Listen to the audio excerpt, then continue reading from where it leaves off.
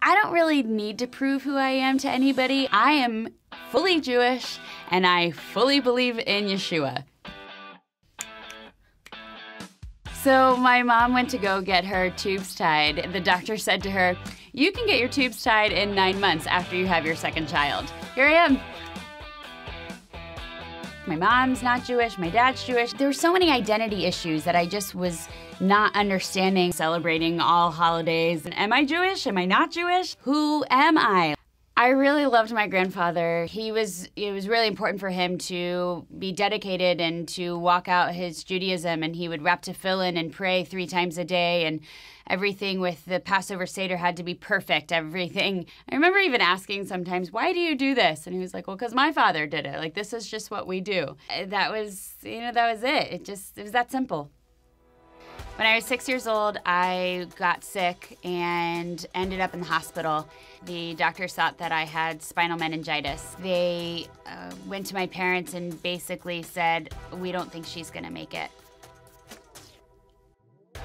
My mom, after hearing this news about my life, she prayed to Jesus, because that's all she knew to do, and said to the Lord, if he were to spare my life, that she would raise me to know God no matter what it took.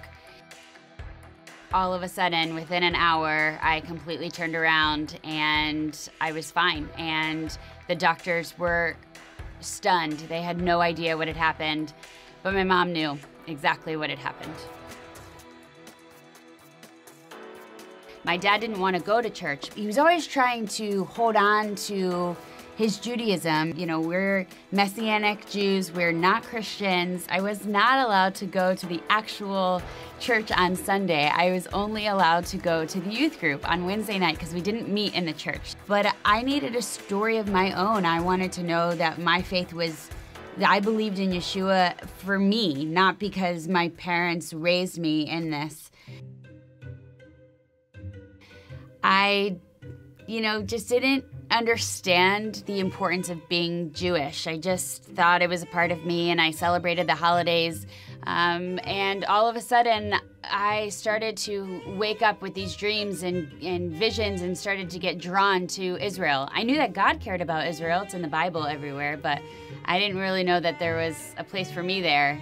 So one day my father gets this returned phone call from Israel College of the Bible. "Vanessa, I got this phone call from Israel." I had called inquiring about going to school there. They weren't supposed to call the home number. Next thing I know, I was there.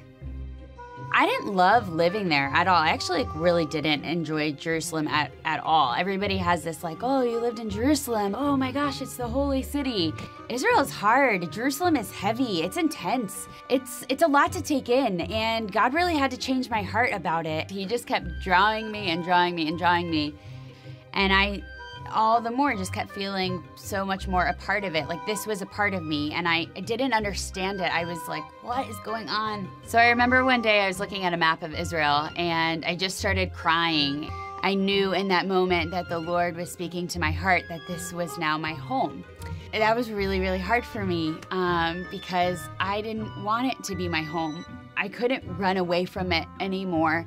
There was something that was so strong in my heart that knew that that was where he was leading me to, that was where I belonged, and I was supposed to be there. I actually got denied twice in getting my citizenship. And finally, I just went back at God like, "You're the one that told me to do this. You're the one that's drawing me here. I didn't ever want this." And I was just done. I was like, "I'm going home. That's it." So the next day, I get a phone call from the Minister of Interior, and he says, "Vanessa, I need you to come in because you are now officially an Israeli citizen." So I finally got to the point where I loved being Jewish, and now I love being an Israeli. But at the end of the day, it's about the love of Yeshua, and now I know who I am in God.